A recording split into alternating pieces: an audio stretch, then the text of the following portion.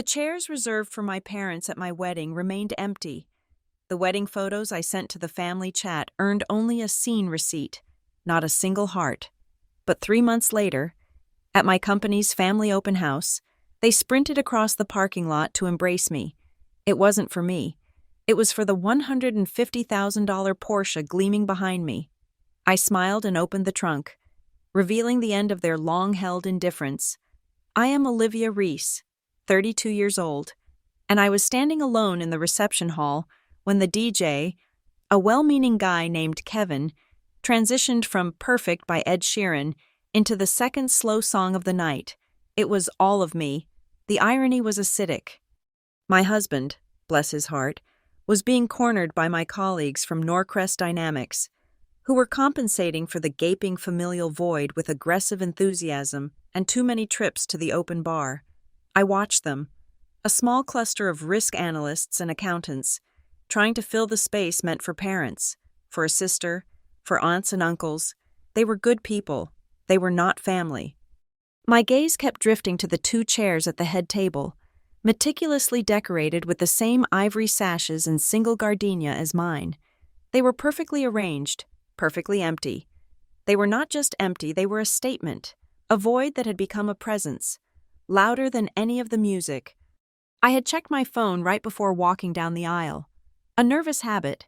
My matron of honor, Sarah from legal, was fluffing my veil. The processional music had just started, and that's when my mother's final message came through. No call, a text. Schedule's just too packed today. Honey, that client event for Chloe went into crisis mode. You understand.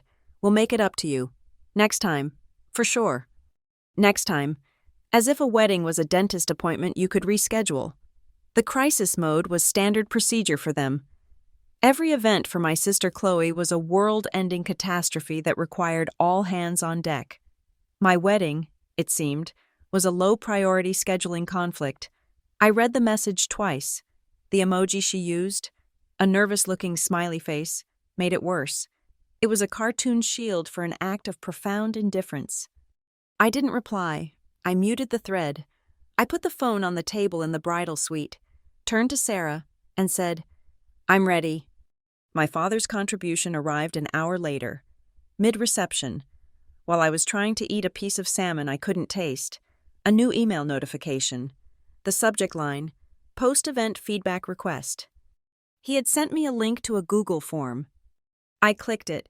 Standing there in my $4,000 dress, the generic purple header stared back at me. Olivia's Big Day. Satisfaction Survey. Question 1. On a scale of 1, poor, to 5, excellent, how would you rate the venue? Question 2. Please assess the catering quality. Multiple choice. A. Exceeded expectations. B. Met expectations. C. Needs improvement. Question 3. Was the musical selection appropriate for the event's tone? It was his signature move, the passive-aggressive joke, the deployment of corporate tools to minimize genuine emotion. It was his way of saying, "This is just another event to be managed, another narrative to be crafted. Don't be so dramatic." It was the same survey template they used for their PR firm's quarterly mixers. I closed the tab. I didn't show my new husband. I went and asked the photographer for a glass of champagne. The official reason, the one they had been seeding for weeks, was Chloe, my younger sister. The creative, the sparkle of the family, was the star of their small PR firm, Wycombe & Cody. She was handling a launch party for a new organic vodka brand. This client, they claimed, was their ticket to the next level. This client was everything. "They're just so overwhelmed. Liv," Chloe had told me over the phone 2 weeks prior, her voice full of that manufactured, breathy stress she used to signal importance. Dad's running logistics, Mom's handling the press list. It's wild. You know how it is. I didn't. My job was risk analysis. I dealt in probabilities, in data integrity, in consequences. Theirs was a world of narratives and optics, a reality built from press releases and carefully curated Instagram stories. In their crafted narrative, Chloe's vodka party was the Super Bowl. My wedding was a preseason game, and they, the head coaches, had to prioritize. The wedding photos arrived in a digital gallery 2 weeks later, while we were on a short honeymoon in a rented cabin 2 states over. The photographer had done his best. There were beautiful shots of my husband and me. There were chaotic, joyful shots of my colleagues doing the electric slide. And then there were the family photos. In the space where my parents and sisters should have stood, there was just a carefully composed absence. The photographer had tried to compensate, pulling in my husband's parents to stand next to me, but the asymmetry was jarring. It looked less like a family portrait and more like a corporate merger where one party failed to show up. My favorite, in a cold, analytical way, was the one of just me and my husband at the head table. We were smiling, holding hands, and next to us, perfectly in frame, were the 2 empty chairs. The photographer hadn't edited them out. He had framed them, honoring the truth of the room. They were ghosts at the feast. I downloaded that one specifically, saved it to a secure folder. The night of the wedding, after the last guest had left, after I'd paid the venue coordinator the final installment, we went up to the complimentary suite. My husband fell asleep in his tuxedo, exhausted from managing his own family and smiling for mine. I sat in the bathroom, the fluorescent light humming, and began the meticulous process of pulling the pins from my hair. Small, pearl-topped pins. Then, the wilted gardenias. They were brown at the edges, fragrant with decay and expensive hairspray. I didn't throw them away. I went to the small desk in the hotel room, found the cardboard box that the hotel welcome gift had come in, and emptied it. I placed the flowers inside. I found a black Sharpie in my purse, on the lid of the box. In my neat, block handwriting, I wrote, "Not essential."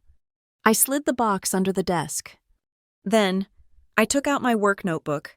It was a black, hardcover moleskin, the kind with gridded paper, designed for charts and data, not feelings. I opened to a clean page. I clicked my pen. At the top, I wrote a title, "Things I Am No Longer Waiting For." It felt like closing a file, archiving a dead project. It was the end of a long, unprofitable emotional investment. I began the list, not with emotion, but as a final audit. Recognition from Wycombe & Co. An apology. A phone call that is not a request. An explanation that isn't a press release. Interest in my life, beyond its potential for their narrative. A happy birthday text that arrives before 11:59 p.m. Permission to be successful without it reflecting on them. I paused at number 2. An apology. I tapped the pen against the paper. An apology would require them to acknowledge a deficit, a failure in their own service agreement. It would never happen. Apologies were bad optics. I put the notebook away. In the morning, I took off my beautiful, heavy platinum engagement ring and my simple, elegant wedding band. I placed them in their velvet box. I then opened my gym bag and took out a small, gray silicone ring. It cost $20. I slid it onto my left ring finger. It was comfortable, low profile. It wouldn't snag on anything.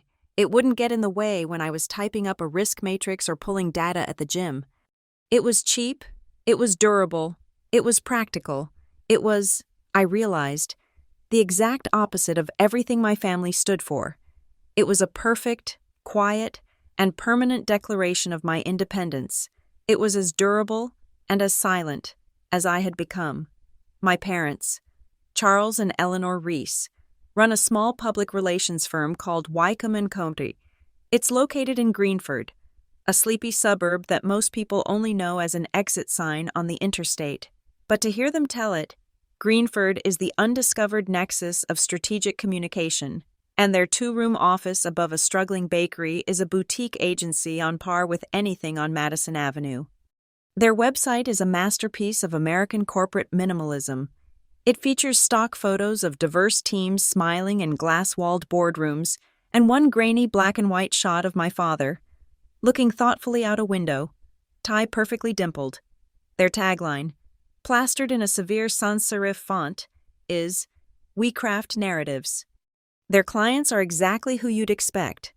Local real estate developers trying to look green, a regional bank that needs a community outreach story, and a chain of dental clinics that wants to seem holistic. Wycombe & Kona provides them with new logos, glossy brochures, and a set of talking points that are heavy on words like synergy, authenticity, and impact. They don't solve problems, they reframe them. They don't fix foundations, they apply a new coat of paint. This philosophy didn't stop at the office door. Our home was just another narrative to be crafted. In this narrative, there were two distinct character archetypes. First, there was my younger sister, Chloe. She was the gem, the sparkle, the creative.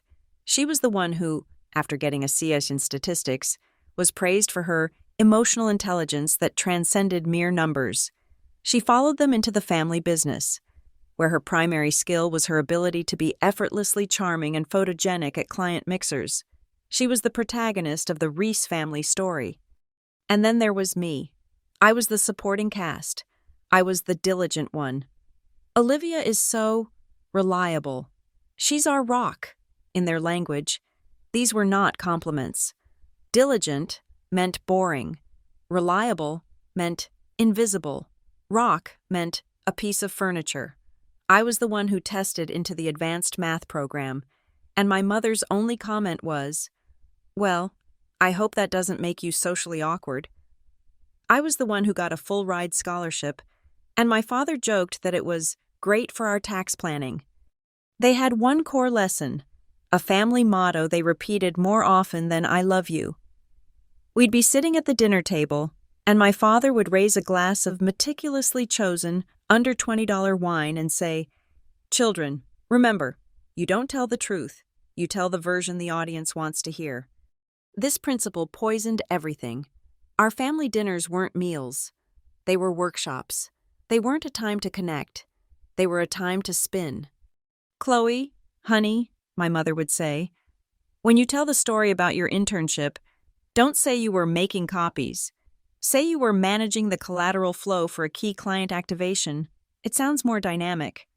"Olivia," my father would chime in, looking at my high school honor roll certificate, "when you list that on your college application, don't just say math club.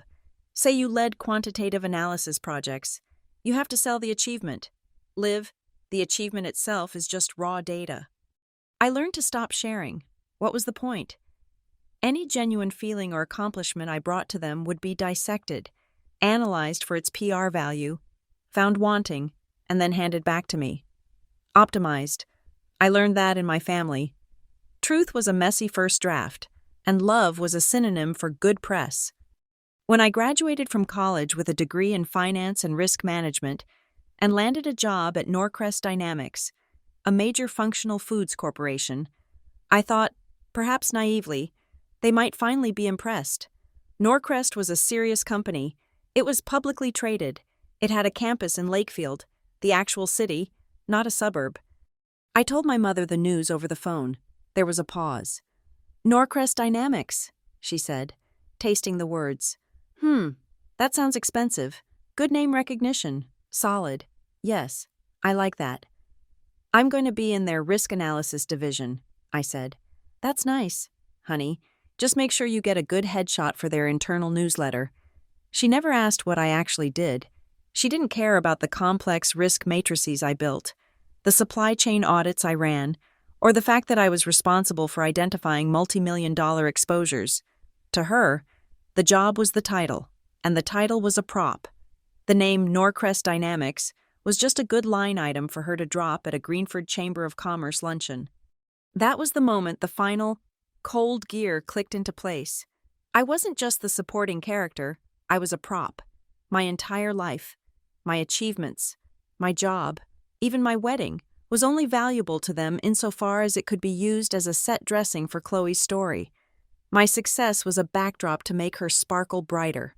My reliability was the boring, neutral wall against which they could hang her creative artwork.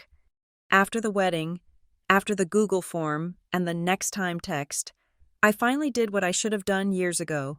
I opened my family group chat, the one filled with endless blurry photos of Chloe at client parties and my father's links to articles praising Wycombe & County. I opened the settings, and I pressed mute notifications, not just for an hour or a day. I pressed indefinitely. It was a small, digital act, but it felt like signing a Declaration of Independence. The silence that followed was immediate and profound. It was the sound of no longer waiting for a notification that would only disappoint. But I didn't delete the thread.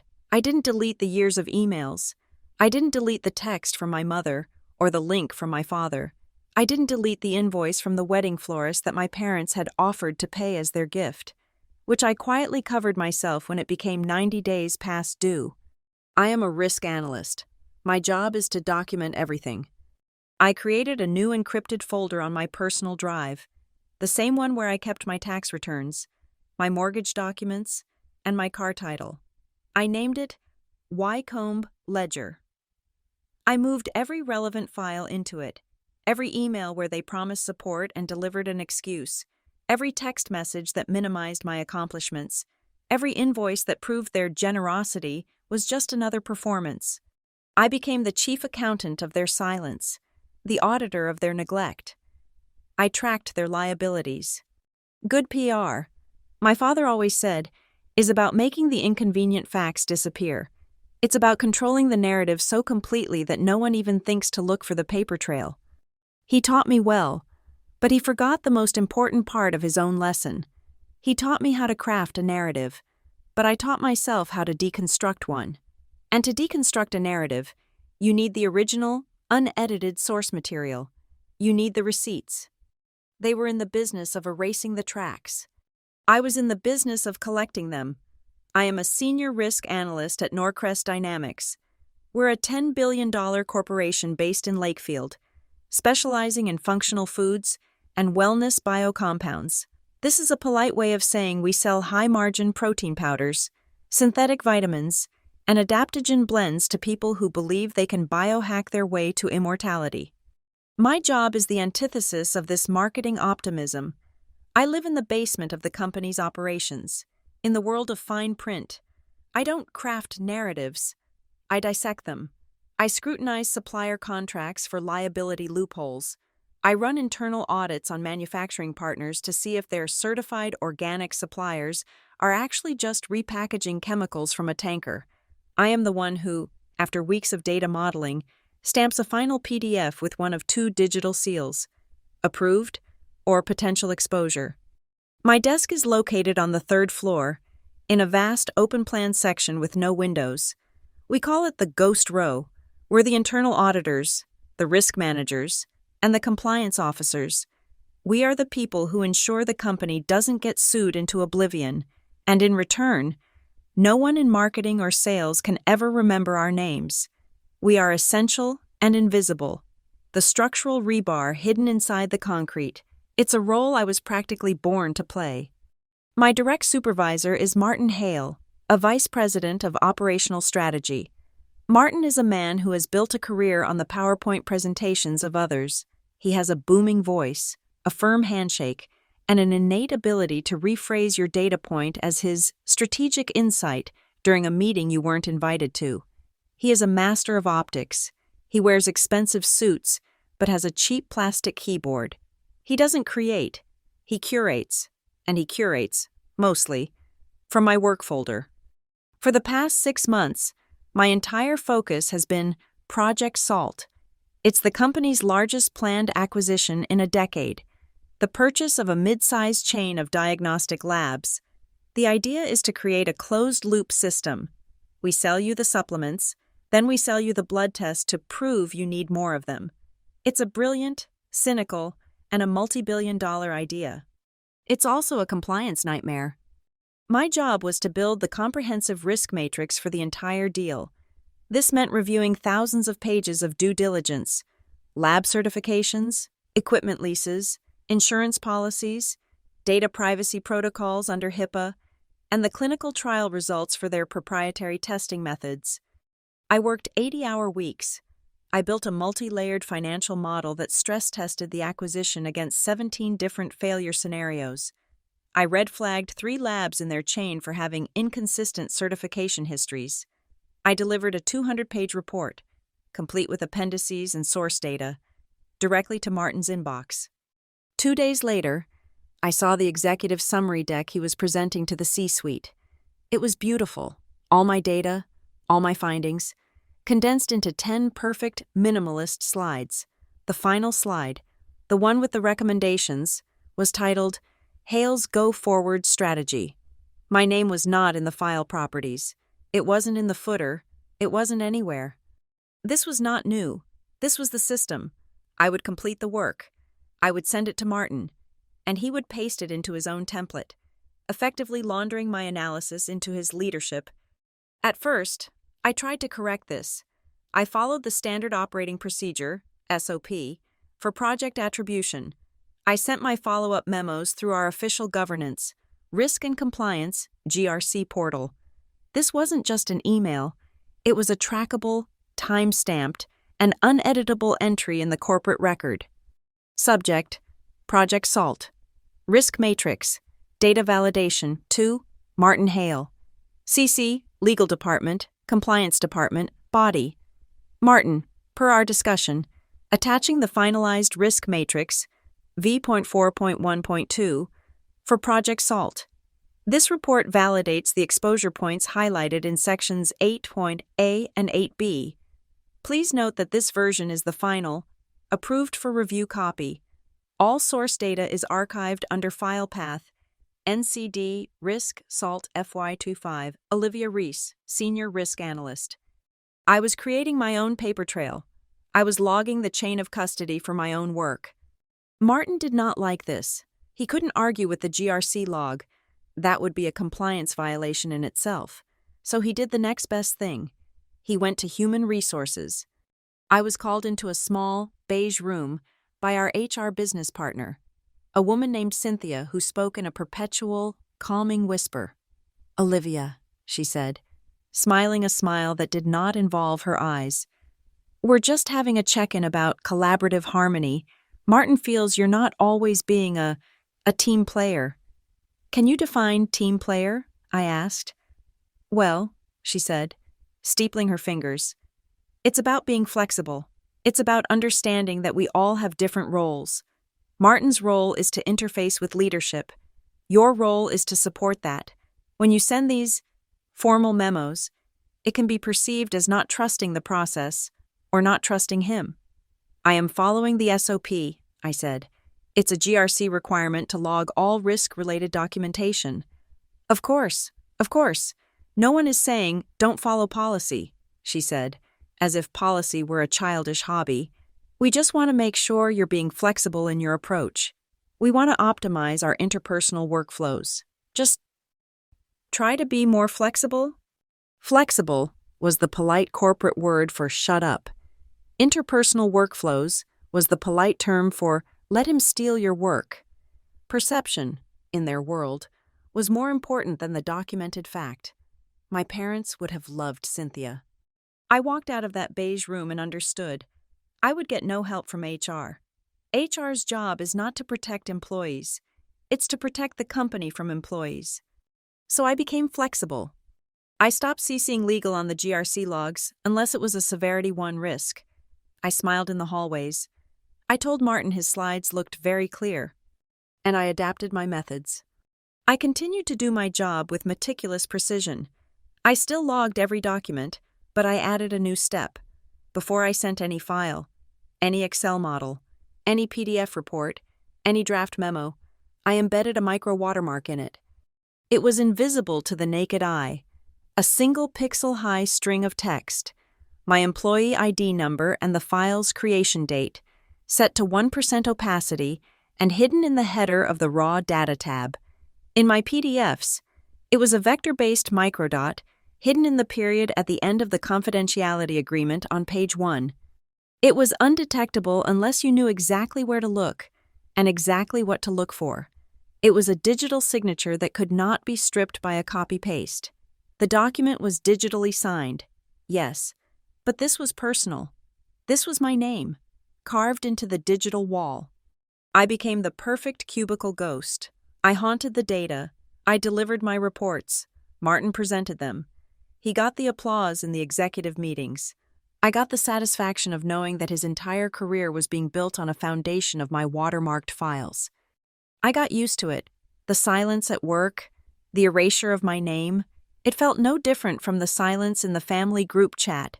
It was the same essential dynamic. My work was useful, but I was not. My output was valuable, but my existence was an inconvenience. I was comfortable in the shadows. It was a familiar, predictable place to be. I was comfortable until my wedding. I was comfortable until I stood in that reception hall, looking at 2 empty chairs, and read a text message that said, "Next time." That night, something inside me finished calcifying. The ghost in the machine finally, quietly, decided to stop being invisible. I just needed the right stage. I was done being a support function. I was done being flexible. I was just waiting. The catalyst didn't come from a spreadsheet. It came from a man who smelled like burnt coffee and anxiety. It was a Tuesday, 7:00 p.m.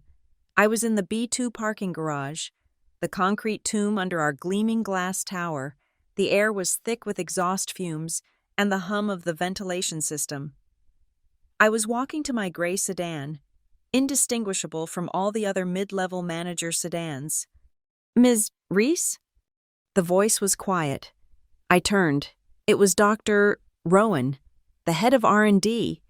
He was a small, brilliant man in his late 60s, with a tweed jacket and a reputation for being the last person at Norcrest who actually cared about the science. In the narrative of Project SALT, he was the primary asset we were acquiring, the brain behind the diagnostic technology. He was also, as I knew from the draft org charts, being transitioned into a consultant role post-acquisition. He was being erased. He was standing by a concrete pillar, holding a worn leather briefcase. He looked out of place, like a librarian in a casino. "Dr. Kwan," I said, not slowing my pace. "Can I help you?" "You're the risk analyst on SALT," he said. It wasn't a question. "The one Hale doesn't like." I stopped. "I'm the analyst who files comprehensive reports. Doctor, what's on your mind?" He looked around the empty garage. I won't sign off on the final validation. He's pressing me to. The data is compromised." I looked at my watch. Compromised is an HR word. "Doctor, I deal in financial and operational terms. Be specific."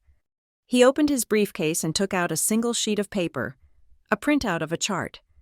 "This is from the Phase 2 trial. The efficacy data for the metabolic marker test. This is the chart in the executive summary." "I've seen it," I said. "It shows a 48% improvement in marker detection. It's the linchpin of the valuation." "It is," he said, his hand shaking slightly. "But it's not the data. It's a collage." He took the results from the 25-30 age group, our best cohort, and presented it as the mean for the entire 25-55 demographic. It's not a lie. It's a curation. A curation. He crafts narratives. "He cut and pasted the strongest data and deleted the weakest," Rowan whispered. "The real efficacy, across the whole cohort, is closer to 6%. It's statistically insignificant. It's not a diagnostic tool. It's a party trick." I stared at the chart. It was a beautiful, simple graph, a perfect upward curve, a perfect billion-dollar lie. "Where is the original report?" I asked. "Server archive, R&D mainframe, file 774A, the full clinical data. No one's looked at it. They only look at the summaries Hale provides." He looked at me, his eyes desperate. "He's destroying my work, and he's going to get away with it." "Thank you, doctor." I took the paper. "You should go home. We never had this conversation." He nodded, a quick, bird-like motion, and disappeared toward the elevators.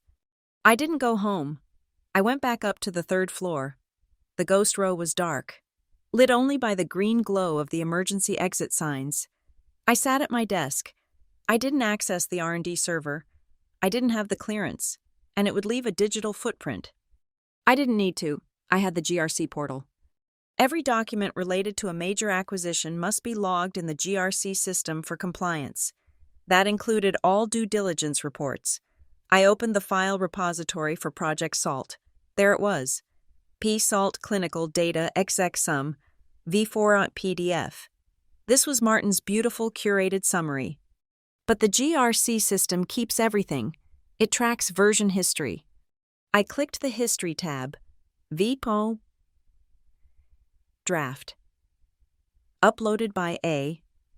Rowan, R&D. V.2.0 Review.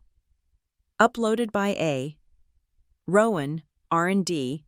V3.0 Internal. Uploaded by A. Rowan, R&D. V.4.0 Exec Sum Draft.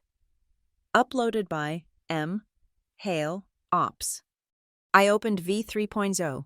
It was a dense, 400-page report full of raw data, footnotes, and complex statistical models. It was ugly. It was the truth. I found the chart for the 25-55 demographic, the real one, the one that showed a 6% efficacy. Then, I looked at the system audit log. It tracks every action, every open, every edit, every save. 2:14:03 a.m. User, M. Hale, Action, Access, File, V3.0. 2:14:05 a.m. User, M. Hale, Action, Save As, File, V4.0. Exec Sum Draft. 2:17:11 a.m. User, M. Hale, Action, Edit, File, V4.0. 2:31:45 a.m. User, M. Hale, Action, Edit, File, V4.0. 2:32:01 a.m. User, M. Hale, Action, Save, File, V.4.0. 2:33 a.m. User, M. Hale, Action, Flag, File, V.4.0. Status, Final for Review. 2:33:15 a.m. User, M. Hale, Action, Restrict, File, V.3.0. Access, Admin Only. He hadn't just edited the file. He had locked the original. The digital fingerprint was his, and his alone. I sat there for 10 minutes in the humming silence. He had committed textbook potential securities violations. He had misrepresented a core asset to inflate the value of an acquisition. I began to compile. I took a secure screenshot of the audit log. I downloaded V3.0. I had admin-level risk clearance. He couldn't lock me out. I downloaded V.4.0. I placed them side by side. I highlighted the manipulated chart, the original chart, the server log, and the corresponding paragraphs in the executive summary that referenced the fraudulent data. I compiled everything into a single, password-protected PDF. I named it Orchid PDF. I compressed it, encrypted it with AES-256, and saved it to a personal, sandboxed vault. I ejected the physical USB drive and plugged in my YubiKey, a hardware authentication device. I transferred the encrypted file to my secure cloud storage, accessible only by me, protected by the YubiKey.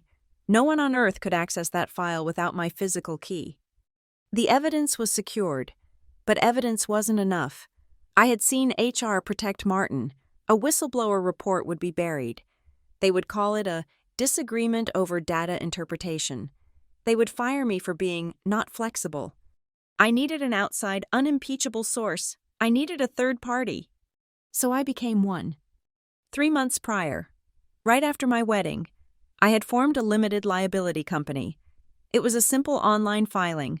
I used a registered agent service, so my name was not publicly attached to it. I paid the $300 fee with my personal credit card. I called it Blackline Orchard, LLC. Blackline for the final, non-negotiable edits in a contract, Orchard for the file I knew I would one day create. I had intended it as a financial firewall, a vehicle to manage my own investments, separate from my married life. Now, it had a new purpose. I spent 2 days getting its credentials. I paid for an expedited certification as an independent third-party auditor for GXP and compliance.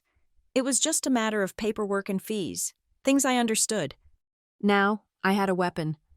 I went back to the Project Salt vendor files. The acquisition was so large that Martin was sloppy. He was signing off on dozens of subcontracts. I found one, an agreement with a quality assurance vendor.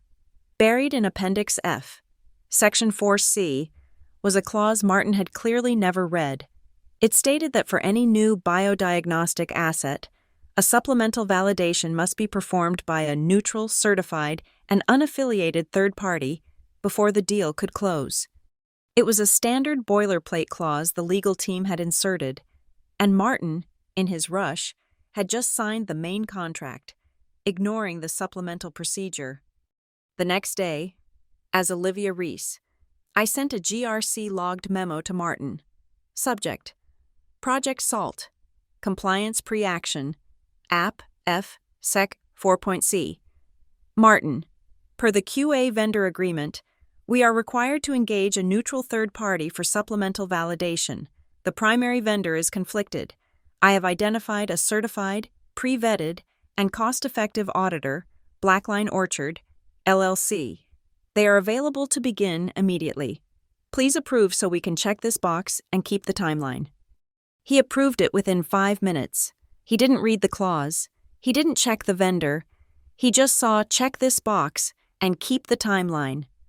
A contract was auto-generated and sent to Blackline Orchard's new business email address. I, as the sole proprietor of Blackline Orchard, signed it digitally and returned it. Norcrest Dynamics, my employer, had now officially hired me, its own employee, as an external consultant to audit my own boss's fraud. As Blackline Orchard, I formally requested the raw samples from Dr. Rowan's lab. He sent them overnight. I didn't test them myself. I subcontracted the actual testing to a certified university lab, using Blackline as the intermediary. The results came back 48 hours later. They confirmed exactly what Dr. Rowan said. The product was safe. It wasn't poison, but its efficacy was 6.2%.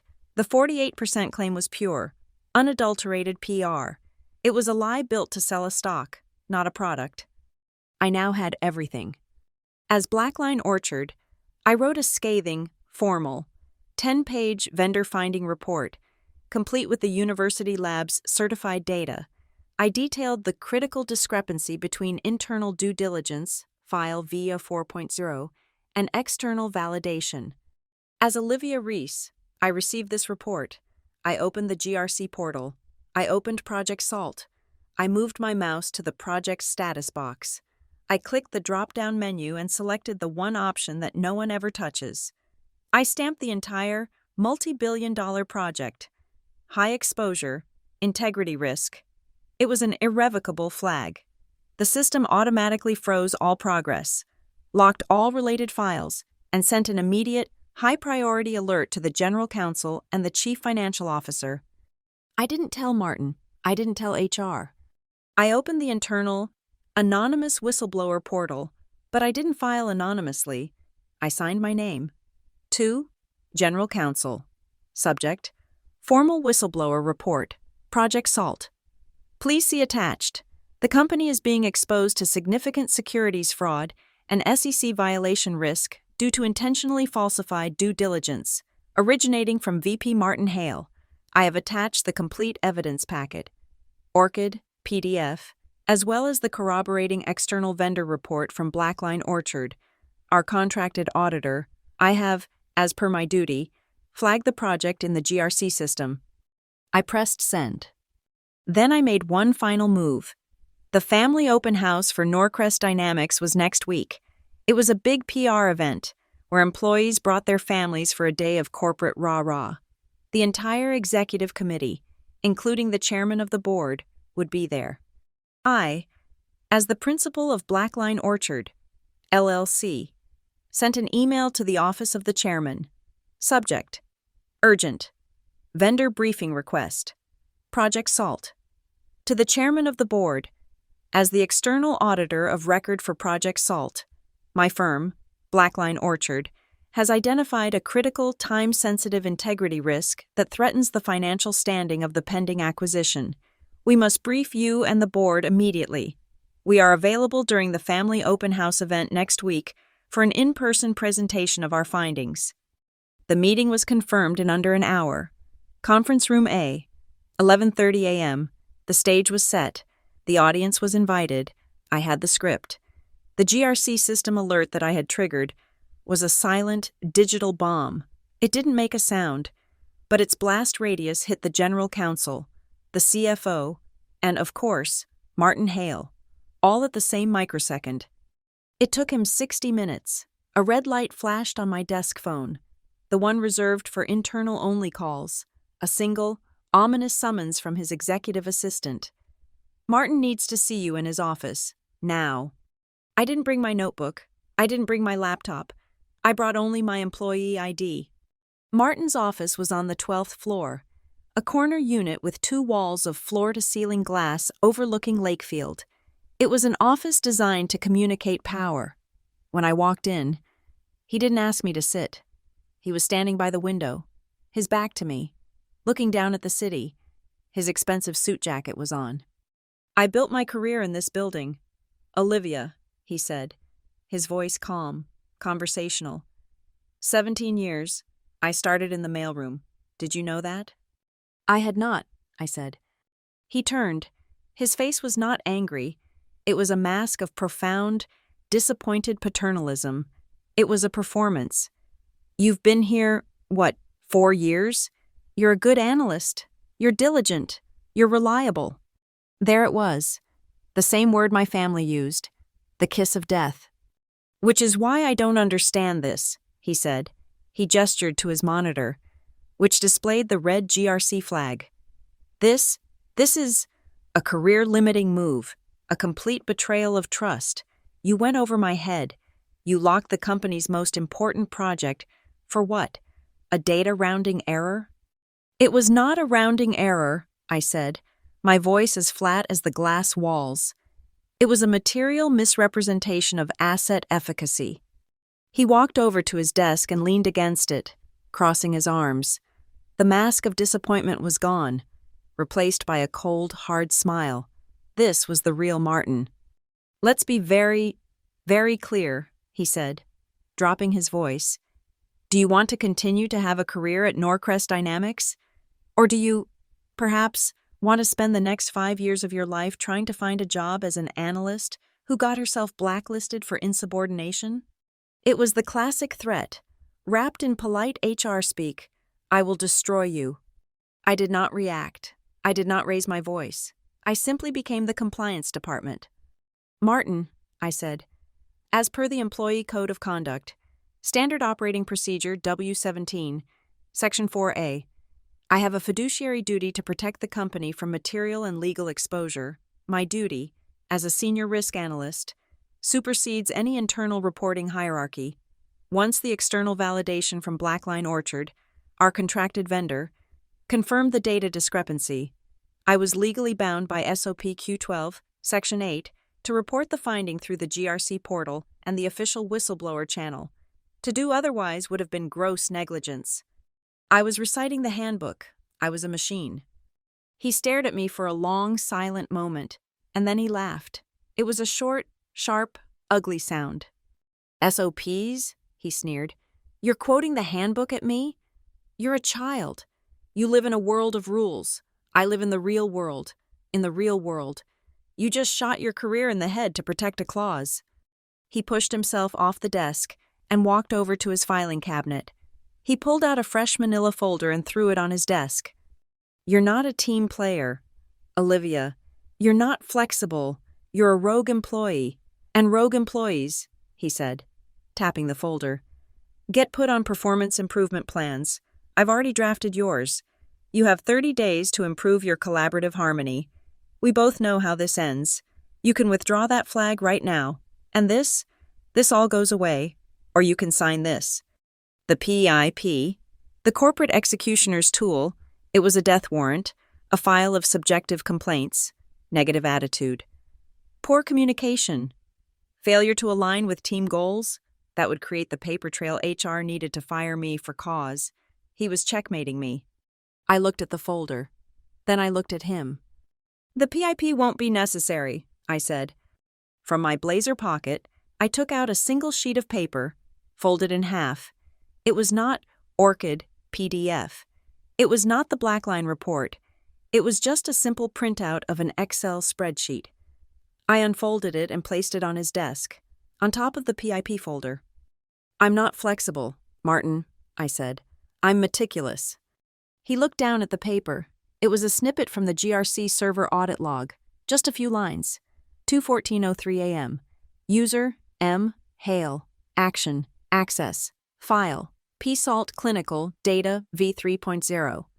2:17:11 a.m. User, M. Hale, action, edit, file, PSALT clinical, data, v4.0. 2:33:15 a.m. User, M. Hale, action, restrict, file, PSALT clinical, data, v3.0, access, admin only. I'd added one more column to the log. I'd cross-referenced the server time with the building's keycard access log, which I had privileged access to as a risk analyst. 2:13:58 a.m. User, M. Hale, location, 12th floor entrance, action, badge in, forced override. 2:34:12 a.m. User, M. Hale, location, 12th floor entrance, action, badge out. I pointed to the timestamp, 1:23 in the morning. Martin, 2 days after Dr. Rowan submitted the final raw data, you badged in using a security override, accessed the R&D file you weren't cleared for, created a new version, and then locked the original. That's not interpretation. That's not curation. That's evidence of intent. It's called spoliation. The SEC has other, less polite names for it. I watched the blood drain from his face. The healthy executive tan vanished, replaced by a waxy, pale gray. He looked at the paper, then at me. The arrogance was gone. The bluster was gone. All that was left was the raw, cold panic of a man who had just been cornered. He finally understood. I wasn't quoting the handbook to be naive. I was quoting it because I had the evidence to enforce it. He said nothing. He just stared at the log. Then, a strange, petty resolve entered his eyes. He was trapped, but he was still a VP. He reached past my printout, past the PEP, and grabbed a different form from his tray. He scribbled his name on it. "Get out of my office," he whispered. I didn't move. He shoved the paper at me. "Get out." I picked it up. It was a workplace reassignment form. He was moving my desk, effective immediately, from the ghost row on the 3rd floor to the sub-basement, level SB1, in the vacant cubicle next to the physical archives. He was literally burying me. It was a childish, symbolic gesture of power, the last twitch of a dying snake.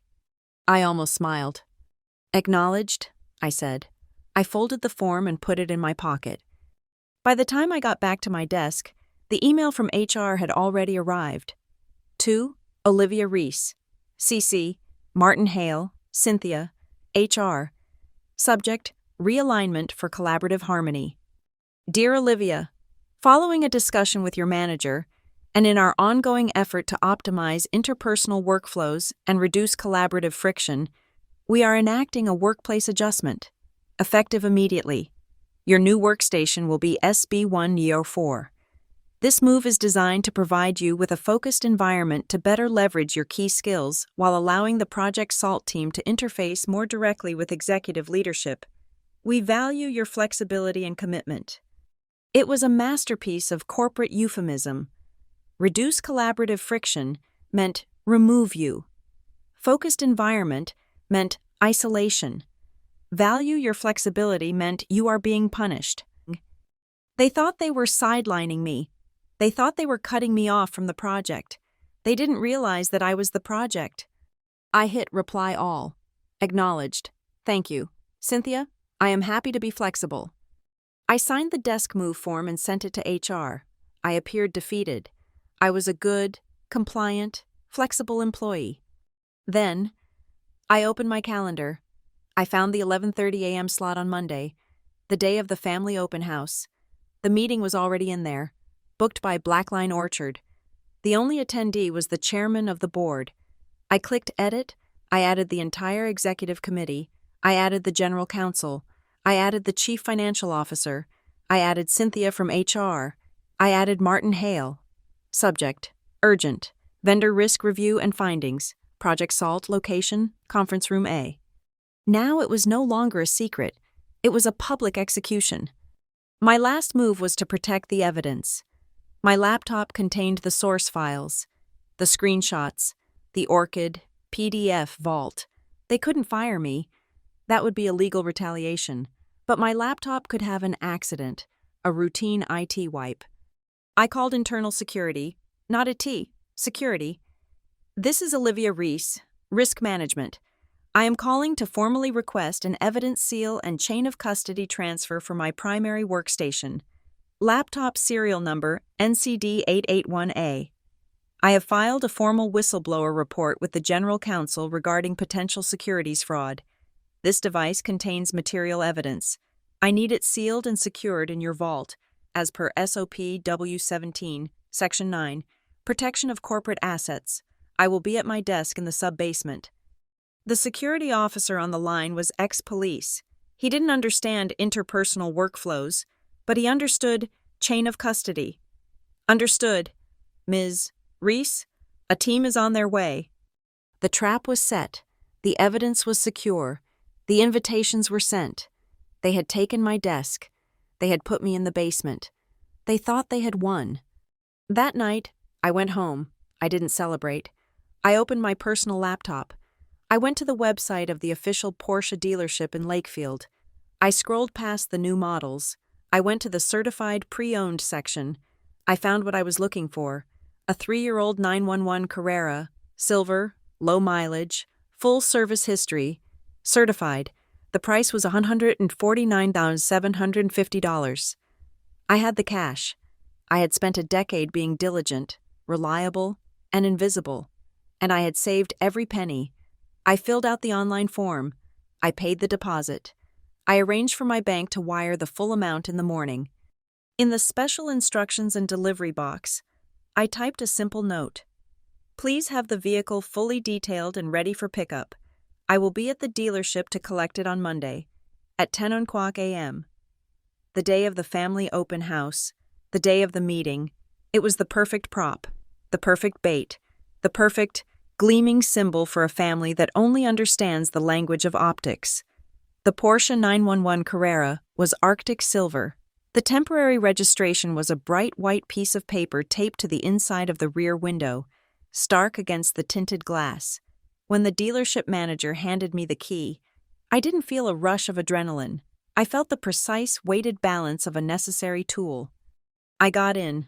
The leather was black and smelled like a new, expensive briefcase. I turned the key.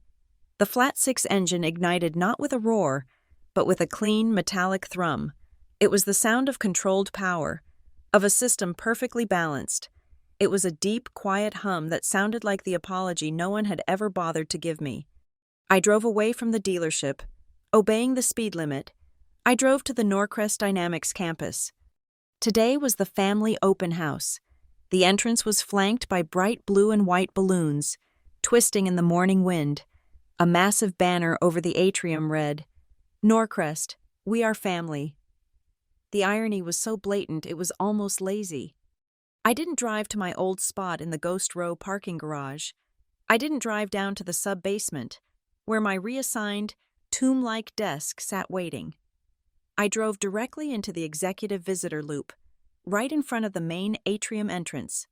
I pulled into spot V3. It was reserved for board members, but I didn't care. It was directly under the smoked glass dome of security camera NCD-SEC CAM 01A. I knew its designation because I had pulled the security floor plan last week. It was high definition. It had a perfect, unobstructed view of the car and the atrium doors. I got out and walked to the front of the car. I clicked the key. The front trunk, the frunk, popped open with a polite, pneumatic hiss. Inside, there was no luggage, there was no shopping. There was only a single, black, hard-sided document case. I lifted it out. From my blazer pocket, I pulled a folded sign I had printed at a FedEx store that morning. I unfolded it and used a piece of tape to stick it to the glass door of the atrium. It read, Vendor Briefing, Blackline Orchard, LLC, 11:30 a.m., Conference Room A. A few employees, arriving with their spouses and children, glanced at the sign and then at the car. They were connecting dots, but they were the wrong dots. I heard a familiar, booming laugh. A black corporate sedan, the kind reserved for VPs, had just pulled up. The back door opened, and my father, Charles Reese, emerged, adjusting the knot on his navy blue tie. My mother, Eleanor, got out the other side, wearing an identical navy blue suit. They looked like a matched set of expensive luggage. They were in uniform for Wycombe & Co., but they weren't alone. My sister, Chloe, slithered out after them, laughing as she took the hand of the man who followed her. I recognized him, Greg Paxton, Executive Vice President of Global Sales. That was their in. They hadn't come for me. They had come as the personal guests of Chloe's new, powerful boyfriend. They were here to network. They all stood in a cluster, laughing, fixing their lapels. Then my mother saw me, and she saw the car. The laughter stopped. Her eyes went wide. Olivia! Her voice was a sharp, sudden thing, 2 octaves higher than usual. She grabbed my father's arm and pointed, not at me, but at the silver 911. They broke away from Greg and Chloe and practically sprinted across the pavement. Olivia, my God, my father said, breathless. He was walking a slow circle around the car, his eyes wide, as if it were a spaceship. When did this? How? Good morning, I said. I was holding the black document case. From my other pocket, I pulled my pre-printed pass. I clipped it to the lapel of my blazer. It wasn't my blue Olivia Reese employee badge. It was a red vendor badge. Name, O, Reese Company, Blackline Orchard, LLC. My mother didn't even see the badge. Her eyes were locked on the hood. She reached out, her fingers with their perfect red lacquered nails, and lightly, reverently, touched the golden Porsche crest. Charles, look at this, she breathed. She turned to me, and her face was illuminated with a strange, giddy, possessive pride I had never seen in my entire 32 years. It was the look she reserved for Chloe's wins. It was pure, uncut validation. She laughed, a high social sound, and pulled out her phone. Oh, finally, she said, beaming at me. Finally, something worth posting. She was already opening her camera, angling for a shot of herself with the hood, with the logo. She was crafting the narrative. My daughter. The success. I snapped the 2 metal latches on my document case shut. The clack-clack was loud in the open air. She paused. Phone in the air. The thing worth posting, Mom, I said, my voice perfectly level, is in Conference Room A. It starts at 11:30. She and my father looked at me. They laughed. They didn't understand. They thought I was making a joke, that this was all part of the performance. They thought the car was the point. They thought I had bought a $150,000 prop just to impress them. They weren't entirely wrong. Of course, honey, of course, my father boomed, clapping his hands together. Lead the way. We've got to hear all about, well, all this. They fell into step beside me, proprietary, like they were co-presenting. Chloe and Greg watched us, confused, then followed a few steps behind, an entourage. I walked them toward the atrium doors. As I passed under the black dome of camera NCDSE Cam 01A, I glanced up. The lens was dark, impartial, and recording every single second, it understood, perfectly. The evidence log was running. Conference Room A was not a conference room. It was a theater. It was a multi-purpose auditorium with seating for 300, a stage, and a projection screen the size of a small billboard. For Family Day, it was packed. The front rows were reserved for the executive committee, the board of directors, and key partners. The back rows were a sea of employees and their families, spouses trying to look impressed, kids fidgeting with free Norcrest-branded stress balls. It was the perfect PR-approved image, a full house, transparency, family. My parents, Charles and Eleanor, were seated in the third row, right behind the C-suite. They were beaming, having been personally escorted in by Greg Paxton, Chloe's EVP boyfriend. They looked proprietary, as if they owned the place. Chloe was next to them, texting furiously, no doubt captioning an Instagram story about this major corporate event. They were in their element. At the front of the room, by the podium, was Martin Hale. He was the master of ceremonies, his arms spread wide, his voice booming over the sound system. He was welcoming everyone, making jokes about the Norcrest family. He was holding the presentation clicker. He thought this was his show. He thought the 11:30 vendor briefing was a formality, a box to be checked, maybe even a meeting he could co-opt to announce the successful closure of Project Salt. He smiled at me as I walked up the side stairs to the stage. It was a dismissive, patronizing smile, the kind you give a secretary. I didn't smile back. I walked past him to the podium. I was wearing the red vendor badge. "Thank you, Martin," I said, my voice cutting through the speakers. It was flat, cold, and amplified. "But I'll be running my own slides." I unhooked the HDMI cable from his laptop and plugged it into my own. I inserted my YubiKey. I entered my password.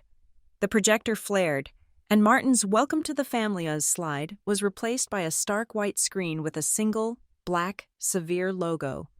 Blackline Orchard, LLC, Independent Audit Findings, Project Salt. The room murmured. This was not on the family-friendly agenda. Martin's smile froze. I didn't give him time to speak. I clicked to the next slide. "Good morning. I am the principal of Blackline Orchard, the independent auditing firm contracted by Norcrest to provide supplemental validation on the core diagnostic asset of Project Salt, as required by Appendix F, Section 4C of the QA Vendor Agreement." My voice was steady. I was Olivia Reese, the cubicle ghost, but I was speaking as Blackline Orchard, the entity. The room was quiet. In the third row, I could see my mother whispering to my father, "Blackline, that's her?" I clicked again. Slide 3. The discrepancy. Two charts appeared, side by side. The one on the left was beautiful. Internal due diligence, file V4.0, efficacy, 48%. It was the perfect upward curve that Martin had presented to the board. The one on the right was ugly. External validation, Blackline, University Lab, efficacy, 6.2%. It was a flat, pathetic line. "As you can see," I said, "our external certified lab validation found a critical discrepancy. The asset's actual efficacy is 6.2%. The 48% figure presented to the board as due diligence was not just inaccurate, it was appears fabricated." You could feel the air suck out of the room. I heard a sharp, wheezing sound. It was the general counsel, 2 seats from the chairman. He was staring at Martin. I clicked again. Slide 4. The audit log. We then investigated the source of this fabrication within the GRC portal. A screenshot of the server log filled the screen. 2:14:03 a.m. User, M, Hale, Action, Access, File, V3.0, Original R&D Data, 2:17:11 a.m. User, M, Hale, Action, Edit, File, V4.0, Exec Summary, 2:33:15 a.m. User, M, Hale, Action, Restrict, File, V3.0, Access, Admin Only. At 1:23 a.m., I said, pointing the laser at the timestamp. 2 days after Dr. O'Rowan submitted the real data, user M. Hale accessed the file, created a new, fraudulent version, and then used his admin privileges to lock the original file, effectively burying the evidence. This action constitutes a willful and intentional misrepresentation of a core asset to the board, investors, and the SEC. Martin Hale finally moved. He stepped forward, grabbing the podium mic. He was laughing. "Whoa! Whoa!" he boomed, his voice shaking just a little. This is a gotcha moment, isn't it? Look, I appreciate this. Consultants, diligence, but this is clearly a system glitch, a data porting error, a ghost in the machine. It happens. We flagged it for it. There is no conspiracy here, just a simple IT ticket. He was trying to spin it as incompetence, not malice. "It's not a glitch, Martin," I said, my voice cutting his off. "It's intent, and it's not a ghost. It's you." I turned to the two uniformed men I had asked to wait by the door. "Internal security, please come up." The two officers, the same ones who had sealed my laptop, walked to the stage. One of them was holding a large, sealed, transparent evidence bag. Martin's face went white. This was not on his agenda. "This is my workstation," I announced to the room. "Serial number NCD 881A. It was placed in this sealed bag and a full forensic disk image was taken, per my formal whistleblower complaint, to prevent tampering or accidental deletion by IT." I nodded to the officer. He placed the bag on the podium. "Martin's actions were not a glitch," I said. "They were the result of a consultation on how to build a false narrative, and I have the receipts." I clicked again. A new slide appeared. It was a screenshot of an email. The entire room could read it. From Eleanor Reese, Eleanor@wycomcocum.com, to Martin Hale, M. Hale@norcrest.com, CC, Chloe Reese, Chloe@wycomco.com. Subject, Project Salt, Messaging Strategy. Martin, following our call, I'm just confirming the narrative path. A 6% finding is simply unmarketable. It's not a story, as we discussed. The data from the 25-30 cohort is much stronger, and that 48% number is your anchor. By optimizing the message and focusing on this core demographic efficacy, we can build a narrative of 48 to 50% success. This reframes the asset from a clinical tool, which it isn't, to a proactive wellness indicator, which it can be. Wycombe & Co. is prepared to handle all press and media training on this new narrative as soon as you finalize the internal report. Let's touch base after you've curated the data. The silence in the room was absolute. It was a vacuum. Every single person in that auditorium, the chairman, the general counsel, the board members, the employees, the spouses, the children, slowly turned their heads. They turned as one, a single organism, to stare at the third row, at my family. My father looked like he had been shot. Chloe had her hand over her mouth, her eyes wide with terror, staring at Greg Paxton, who looked like he wanted to commit murder, and my mother. My mother laughed. It was a high, thin, terrified, tittering sound. "Oh, goodness," she said, her voice trembling. That was just a language workshop, a brainstorming session. We craft narratives. That's what we do. We never touched the data. We didn't even see the data. We just helped with the words." "You did more than help with the words, Mom," I said. I clicked the final slide. Appendix B, Vendor Proposals. It was an official Wycombe & Company invoice on their letterhead. It was dated 2 days after Martin had logged in at 1:23 a.m. Client, Norcrest Dynamics, ATTN, VP. Martin Hale. Project Salt, Crisis Management and Narrative Optimization, FEE, $250,000. Phase 1. CC, Chloe Reese, Senior Account Executive. I let it hang there. The $250,000 proposal, the crisis management fee, the CC to my sister, elevating her to a title she didn't have, to impress her boyfriend. It was all there. The conspiracy, the motive, the paper trail. I had linked Martin Hale's fraud, Wycombe & Company's solicitation, and Chloe's complicity in one clean, undeniable loop. I turned to look at my family. My mother's smile was gone, her face a mask of gray horror. "You weren't helping with words," I said, my voice echoing in the dead silence. "You were sending a bill for the cover-up." I let the image of the $250,000 invoice hang on the screen. The room was a tomb. The air itself had weight. My mother was frozen, her mouth slightly open, her face a grotesque mask of disbelief and exposure. My father's head was in his hands. Martin Hale, meanwhile, was vibrating with a desperate, trapped animal energy. He started to stammer. This is a conflict of interest. She's her daughter. This is a personal vendetta." "It is not a personal vendetta, Mr. Hale," I said, my voice cutting cleanly through his panic. I turned to the board. "It is a contractual obligation." I clicked the slide. The invoice disappeared, replaced by a block of dense, legal text. "As the contracted auditor, Blackline Orchard is bound by the Master Services Agreement. I draw the board's attention to Clause 14.2, Right to Cure and Substitution." I read from the screen, my voice devoid of emotion, as if I were reciting a chemical formula.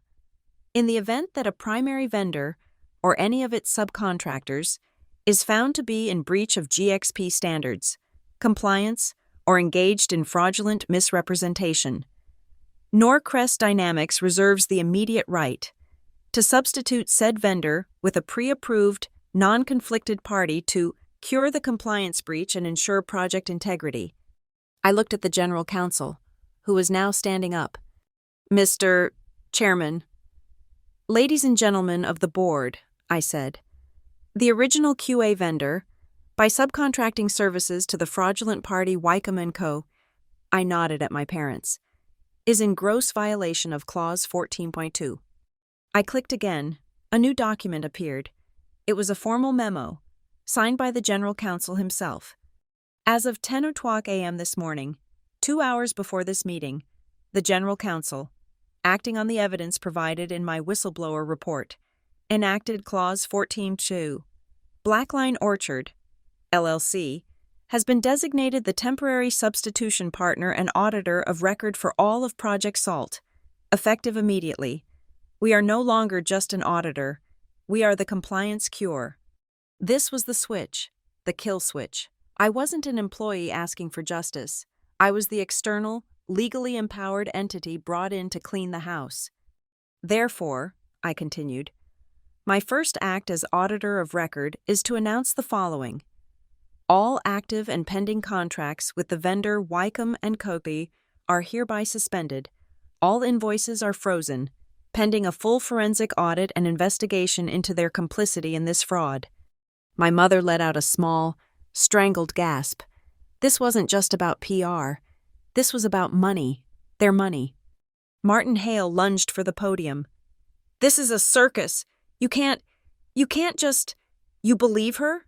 It's a setup. The data it's just a projection. It's not fraud." The chairman of the board, a quiet man named Thomas Wycliffe, who had not moved a single muscle this entire time, finally spoke. His voice was quiet, but it filled the auditorium. "Mr. Hale, do we need more evidence?" It was a rhetorical question, a death sentence, but I answered it anyway. "I have more, sir," I said. "If the board requires the final piece of evidence, I can provide it." I turned to my laptop. The room watched my hands. I took the USB key from my pocket, the small, physical key, and inserted it into the USB port. I tapped its gold sensor. A password prompt appeared. I typed. The encrypted vault opened. I double-clicked the file. Orchid, PDF. I dragged the PDF onto the main screen, replacing the memo. The slide was titled, Comparative Analysis, V3.0, Rowan, Vers, V4.0, Haley. On the left was the original chart from Dr. Rowan's 400-page report. It was a mess of data points, with a weak trend line showing 6.2% efficacy. On the right was Martin's chart, the 48% perfect curve, but I had overlaid them. In my version, the original 6.2% data was still visible, but grayed out, and in bright, angry red. I had circled the handful of data points from the 25-30 age group that Martin had copied, pasted, and replotted as the entire data set. Below it, I showed the lines of code from the file's properties. Left side, data, 4,500 individual test subjects. Right side, data, 310 individual test subjects. I didn't say a word. I let the image speak. It was the digital smoking gun, the act of creation, the spoliation, rendered in red and black. There was no interpretation. There was no glitch. It was surgery. It was a butchering of the truth. The room was so quiet, I could hear the high-pitched electrical whine of the projector bulb. The heavy mechanical rush of the building's air conditioning system sounded like a jet engine. No one was breathing. No one was coughing. The children in the back had stopped fidgeting. I had shown them the lie. Now, I would show them the consequence. I clicked to the next slide. It was another screenshot. This one from the internal HR portal. And finally, I said, for the benefit of the Human Resources Department and the board, it was my official, time-stamped whistleblower protection filing, submitted at 9:01 a.m. This is my formal notification, filed this morning, which makes me a protected party under corporate policy and state law. As of 9:01 a.m., any attempt to move my desk, reassign my duties, put me on a PIP, or terminate my employment— I made eye contact with Cynthia from HR and then with Martin— is considered illegal corporate retaliation and will be treated as such. The general counsel stood up. He adjusted his suit jacket. His face was grim. Mr. Chairman, he said, his voice firm, I believe we have seen enough.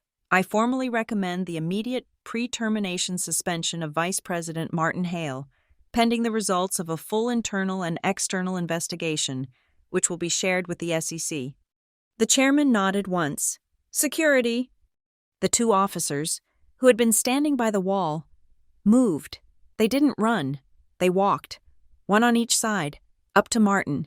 He was standing, frozen, by the podium. He looked small. Mr. Hale, one of them said, his voice low but clear.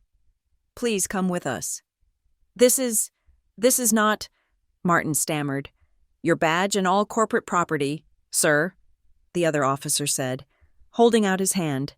We all watched, the click of the lanyard being unclipped from his shirt, the sound of the plastic badge being dropped into the officer's hand. They didn't touch him. They just flanked him, and he walked. He walked off the stage, down the center aisle, and out the main doors of the auditorium. The entire company, and all their families, watched him go. As the doors hissed shut behind him, a voice cried out from the third row. It was my mother. Olivia! Her voice was raw, pleading, and loud enough to carry. She was standing up, her face streaked with tears. My father was pulling on her arm, trying to get her to sit, but she shook him off. Olivia, you can't do this. You can't. This is your family. We're your family. It was her final, desperate appeal, the one card she had left to play. She was trying to shame me, to remind me that blood was thicker than data. I turned to face her. I held the microphone. My voice was amplified, echoing through the silent room, but I did not shout. I spoke to her as if I were closing a file. Family doesn't send a $250,000 crisis invoice based on altered data, I said. I paused, letting the words land. You taught me that all that matters is the audience. You taught me to craft the narrative. This is just the narrative you didn't want them to hear. My words hung in the air. A final, unappealable judgment. Family doesn't send a $250,000 crisis invoice based on altered data. My mother's face, which had been a mask of public pleading, collapsed. The performance was over. The family card had been declined. She sank back into her chair, a puppet with its strings cut. My father, beside her, looked ancient. He had his head in his hands, his shoulders slumped. They were no longer Wycombe and Coe's. They were just two old, frightened people in expensive suits, exposed in a room full of strangers. I didn't look at them anymore. I had one last file to close. This was never just about corporate fraud, I said, addressing the chairman and the board directly. Mr. Hale's actions were enabled by a vendor who demonstrated a pattern of unethical behavior, a vendor whose entire business model, like Mr. Hale's career, is built on unfunded promises and fraudulent optics. I clicked the remote, the final slide. It was not a data log, it was not a chart, it was a simple, scanned document, a consolidated invoice from my wedding. 6 months prior, the projector displayed the line items in stark, black Arial font. Vendor, Grandview Reception Hall, service, ballroom deposit, amount, $20,000. Vendor, Blooms and Stems, service, floral package, gardenia sigh. Ivory, amount, $5,000. Vendor, Aria Photography, service, retainer, amount, $3,000. And then, at the bottom, there was a billing summary, a box labeled, billed to, payable by. Inside the box, in my father's confident handwriting from the contract, were the words, Wycombe & Co., per our sponsorship agreement. Next to it, a digital stamp from the venue's accounting system, colored in angry red, 90+ days past due. My parents, I said, my voice flat, offered to pay for the core deposits of my wedding. They called it a Wycombe & Co. sponsorship, another PR opportunity, another narrative to craft. When they failed to show up, I assumed it was a scheduling conflict. A week later, when the vendors began calling me personally, threatening legal action, I learned the truth. I looked at the third row. They never paid $1. It was just another story they told, another unfunded promise. They left me to clean up their financial and emotional debt. I turned from the screen and walked off the stage. I walked to the front row, where the chairman, Thomas Wycliffe, was standing. From the inside pocket of my blazer, I took a single, white, legal-sized envelope. I handed it to him. Mr. Wycliffe, I said, my voice low but clear. This is a personal matter, but I am resolving it publicly, as it pertains to the character and liability of a fraudulent vendor. This company should not be associated with their debts. He opened the flap. He pulled out the contents. It was a cashier's check, drawn from my personal account. That is a check for $28,000, I said. The exact amount of the unpaid deposits, it is made out to Norcrest Dynamics, to be held in escrow and used to pay the vendors my family defrauded. I pointed to the memo line. It says, debt settled. I turned back to the stunned, silent auditorium. I walked back to the center of the stage. I looked past the executives, past the board, to the sea of my colleagues and their families. When I arrived this morning, I said, my voice resonated through the speakers. My parents ran across the parking lot to greet me. They were ecstatic. They hugged me for the first time in years. They finally saw me. I let a beat of silence pass. But they didn't see me, Olivia. They saw the $150,000 Porsche I was standing next to. They saw an object, a prop, something, as my mother said, finally worth posting. I looked directly at them. I used to wish they would show up for me, the way a family is supposed to show up for a wedding. Today, they showed up, I said. Not for me. They showed up for a car. Ms. Reese, the chairman's voice cut through the tension. He was standing now, walking toward the stage. He held the envelope in one hand. You have performed an extraordinary and vital service for this company. Your flexibility, it seems, was not what Mr. Hale was expecting. A single dry snort came from the general counsel. Wycliffe stepped onto the stage.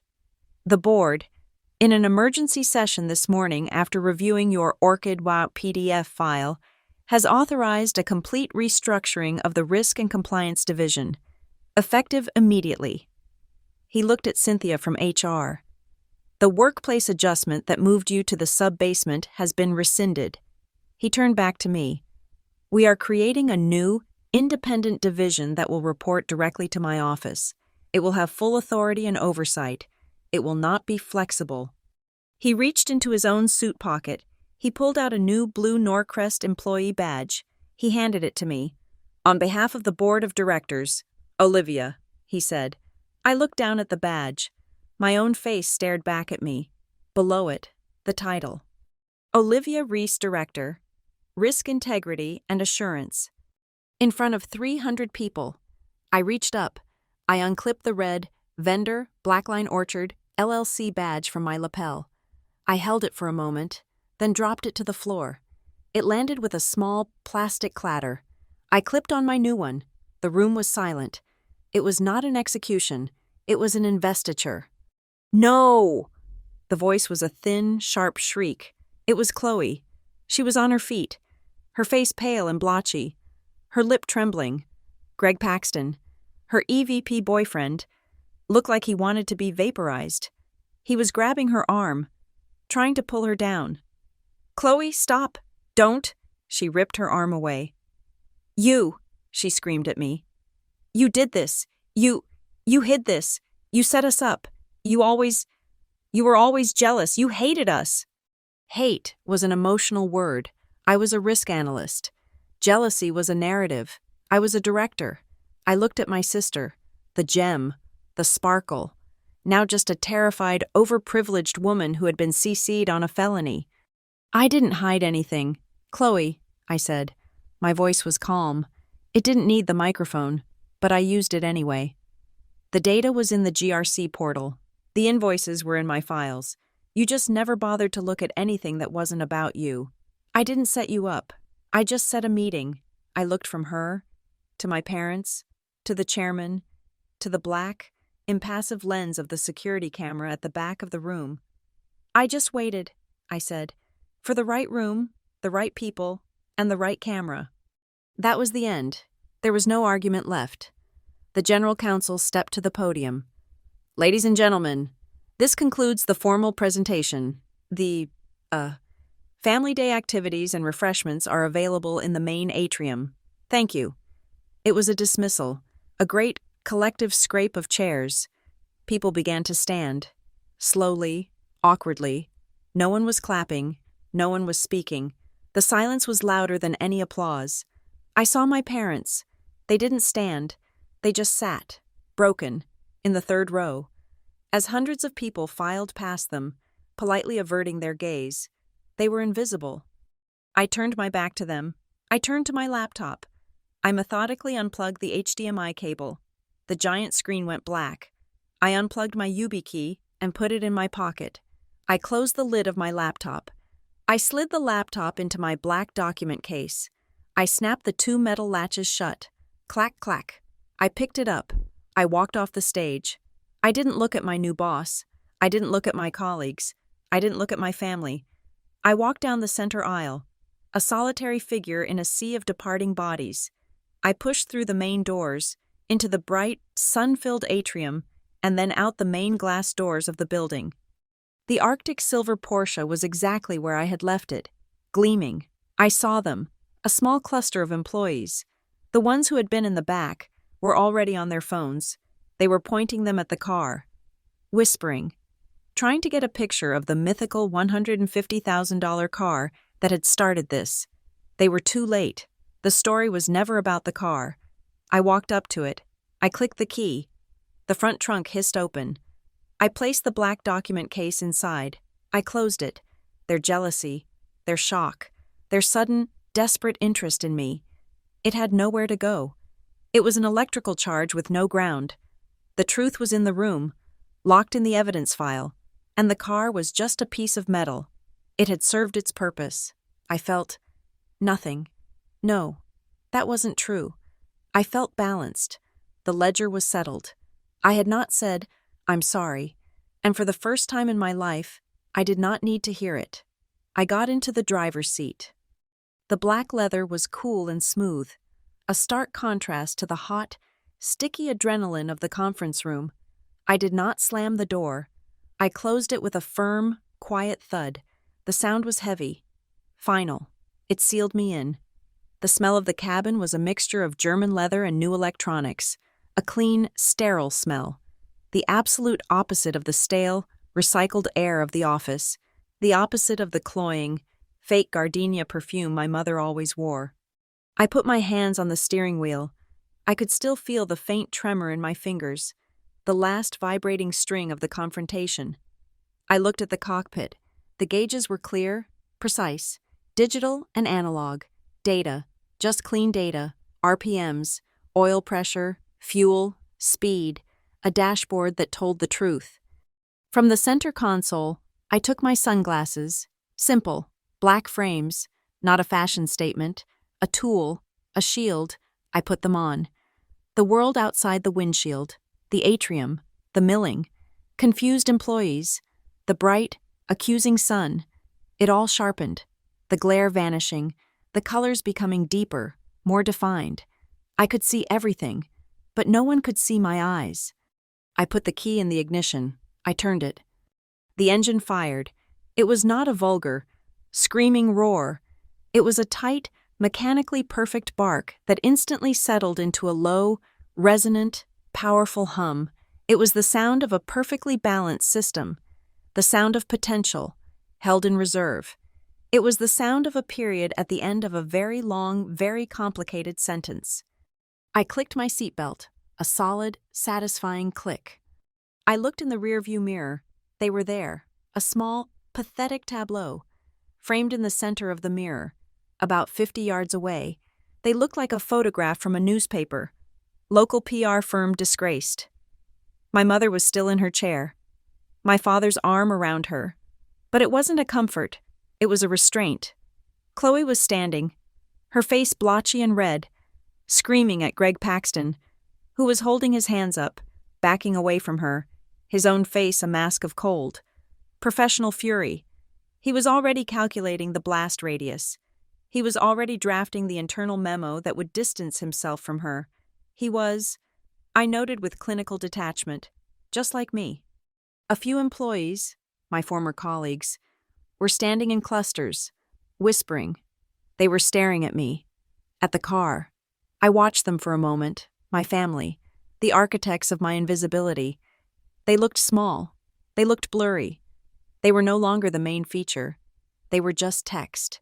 The fine print on a poster for an event that was already over. Fading. I put the car into gear. The transmission engaged with a seamless, solid click. I eased my foot off the brake. I did not spin the tires. I did not race the engine. I let the car roll forward, smooth as glass, a clean exit, no tracks. I turned the wheel, and the nose of the car swung toward the campus exit. The sun, which had been at my back, now hit the long, silver hood. It flashed, a brilliant, blinding streak of light, a sudden, sharp reflection that was almost liquid. It looked like a silver ribbon being unfurled, rolling out in front of me, pointing the way, a prize, a path. I drove past the glass and steel monolith I had worked in for years. I glanced at the third floor, the ghost row, a dark band of windowless space. I glanced at the sub-basement levels, where my desk was, where they had tried to bury me. It was just concrete. It had no power. As I approached the stop sign at the main campus gate, my phone, which I had placed in the center console cup holder, buzzed, a short, hard vibration. I glanced down. The screen was lit. An email notification. Sender. Wycliffe. Thomas, chairman of the BOD. Subject. Welcome to your new role. I picked it up. There was no traffic. I opened the email. It was not a conversation. It was a confirmation. Olivia, as discussed, your new credentials have been provisioned. Your new division's budget and charter will be on your desk by Monday. Legal and IT will be in touch to coordinate the asset transition from Project SALT. We look forward to a more transparent future with Norcrest, T.W. That was it. No congratulations. No, are you okay? No, great job. It wasn't an emotional exchange. It was a transaction. It was an acknowledgement of a service rendered and a new contract enacted. It was the most honest, direct, and respectful communication I had ever received from a superior. I didn't need to be flexible. I didn't need to be a team player. I just needed to be right. I put the phone down. I reached the gate and signaled for a left turn. The click, click, click of the turn signal was loud in the quiet cabin. It was a metronome, counting the beats.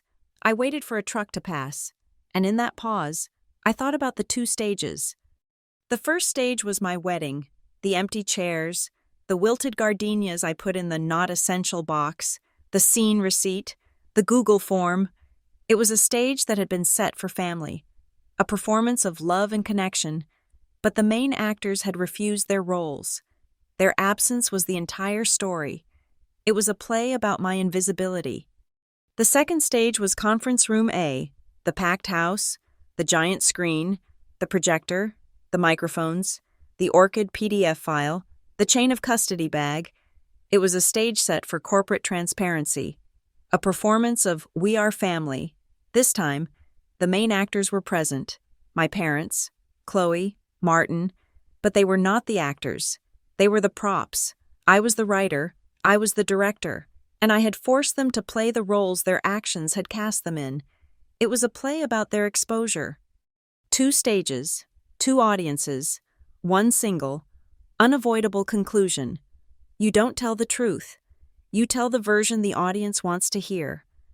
I had finally given the board, the company, and my parents the one version of the story that they needed to hear, the one that was backed by an audit log. My left hand was resting on the steering wheel. My thumb brushed against the ring on my finger. The gray, $20 silicone ring, the one I wore at the gym, the one I had worn every day since my wedding. It was my private declaration, a symbol of durability, a symbol of practicality, a symbol of my independence. It was the ring I wore when I was the ghost. I looked at my new badge, sitting on the passenger seat. Director, risk integrity and assurance. I was not a ghost anymore. I touched the silicone ring. One last time, a final audit. Then I let my hand fall back to the wheel. The object had served its purpose. My phone would be lighting up. Tonight, tomorrow. My mother would call, weeping. My father would call, trying to reason, to find a solution, to talk this through. Chloe would send a barrage of texts, full of venom and misspelled words. I would not answer. There would be no epilogue. There would be no tearful reconciliation dinner at a neutral restaurant. There would be no family therapy. There would be no "but we love you" conversation that papered over the fraud. You cannot reconcile a fraudulent ledger. You cannot talk through a $250,000 invoice for a cover-up. You cannot find a middle ground with a lie. Their love had been a liability. Their approval had been a debt I could never pay. The audit was complete. The case was closed. The debt was settled. The truck passed. The road was clear. The silence in the Porsche was absolute. It wasn't the silence of their absence. It wasn't the strained, terrified silence of the conference room. It was mine. It was the silence of a balanced system. The silence of a closed file. The clean, quiet, powerful hum of an engine waiting for instruction. It was the sound of my own thoughts, unedited, unoptimized, and unfiltered. It was, finally, the sound of my own. I pressed the accelerator. I accelerated. Thank you so much for listening to this story. We're a community here, and I'd love to know your thoughts. Please comment below and let me know where you are listening from and what part of this story resonated with you. Your interactions mean the world. If you enjoyed this, please consider subscribing to the channel, liking the video, and supporting us further by hitting that hype button. It truly helps get these stories out to more listeners just like you.